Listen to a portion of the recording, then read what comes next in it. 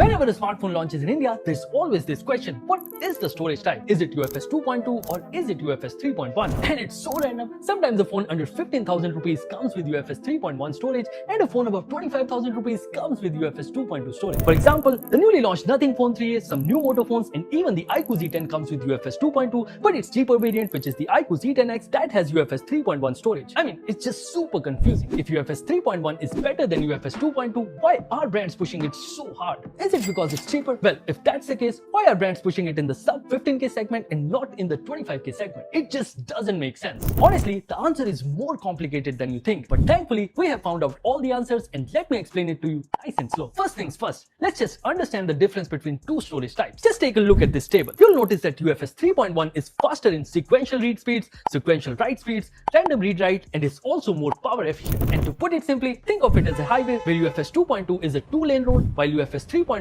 is a 6-lane road. Now, whenever there's a lot of traffic, it's going to get congested and slow on this one, but it'll still be fast on this one. And in the same way, loading big files, launching games, copying files should be faster on UFS 3.1 phone than it is on UFS 2.2, right?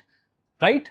Wrong. See, theoretically, UFS 3.1 is a bed of roses, while UFS 2.2 is a bed of thorns. But when we put them to test, the results were shocking. Now, before I show you the results, let me tell you that we carefully handpicked these 4 phones. 2 phones were running on the same Snapdragon processor, while the other 2 are on the same MediaTek chipset. And in the same processor set, one phone comes with UFS 3.1 storage, while the other one comes with UFS 2.2. So it's a pretty fair playing ground for all 4 phones. And before starting the test, we updated all the phones to their latest software versions, charged them to 100%, and all of them were connected to the same network. First things first, benchmarks. The phones with UFS 3.1 storage scored better and also finished first. This was kind of expected. But let's move to the real world test, which is installing apps, because that's the first thing that you do when you get a new smartphone, right? First we installed a small app and then we installed a big app. And in both the tests, UFS 2.2 phone did surprisingly better. And in bigger apps, the difference is just huge. Now the next thing that we did is downloading and installing some games. In BGMI, Vivo with UFS 3.1 took the most amount of time.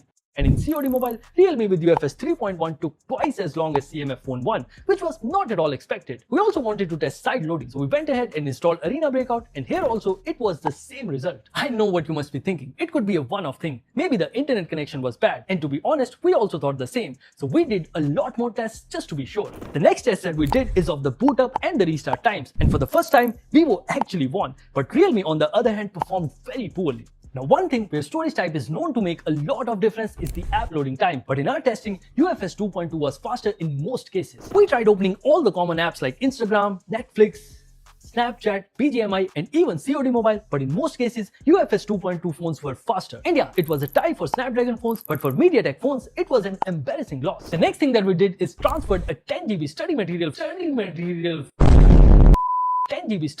from one folder to another folder in the same phone, and here also nothing with UFS 2.2 performed the best, while Vivo took more than 3 minutes, which is just crazy slow. Now we transferred the same file from a phone to PC and then back to phone, and here also Vivo did the worst, but the surprising thing is that UFS 2.2 won this battle in both the scenarios. We also tested which phone can unzip faster, so we gave this 2.5 GB file to all of these phones, and here Realme with UFS 3.1 did win, but Vivo came out to be the last. I mean, what is this? Now, a lot of you guys mentioned that UFS 2.2 phones tends to get slow and the storage is more than 50 to 60% filled. So we tested this scenario also. We filled all of these phones up to 90% capacity and then ran same tests again, like booting and restarting, app opening and photos loading, but the results didn't change at all. There were no big differences. After running all of these tests, there are 3 very important things that I learned. First of all, in all of our tests, UFS 2.2 was far more consistent than UFS 3.1. This is a major concern because it shouldn't have been the case. See, minor deviations are okay, but this huge difference makes me wonder if there's something fishy going on here. Secondly, when we disable VRAM, which is turned on by default, the benchmark scores of Realme dropped to half and it's even less than the scores on UFS 2.2 phones, which was also not expected. Finally, in real world tests, UFS 2.2 was winning in a lot of scenarios, but even when it was not winning, the difference was not huge. In fact, when UFS 3.1 was losing, the difference was just alarming. While unzipping and copying files, Vivo was taking almost a lifetime. Now, one thing is for sure, UFS 3.1 is not always better than UFS 2.2, but the big question is why? And I think I have an answer to that also. First of all, giving the faster storage type is half the task. Brands also need to optimize it better so that they perform better, which is clearly not the case with Realme and Vivo, and that's the reason they're not consistent and performing bad in a lot of cases. Think of it as two phones having the same camera sensor, same ISP, but still one phone takes better photos than the other one, and that's because of the optimization. Apart from optimizations, there's one more thing that could also result in better performance in UFS 2.2 phones, and that is UMCP. Now it's hard to tell whether a brand is using UMCP or not, only they could confirm, but this essentially means that it's a unified multi-chip package where both RAM and storage is placed in one module, and that usually results in better overall efficiency. Ultimately, here's the gist of it. Just like a 50 megapixel or 100 megapixel camera is not essentially better than a 12 megapixel camera, just like all SSDs does not give you the same transfer speeds, and just like all AMOLED screens are not always better than an LCD screen, it's the same for UFS storage also. UFS 3.1 does not essentially mean that it's better than UFS 2.2,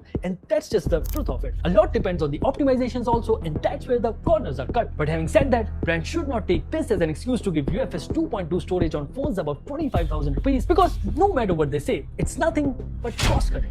So that's it from my side. I hope you found this video useful. If you did, press that like button and share this as much as possible, because this is very important. Thank you for watching, and I'll see you in the next one.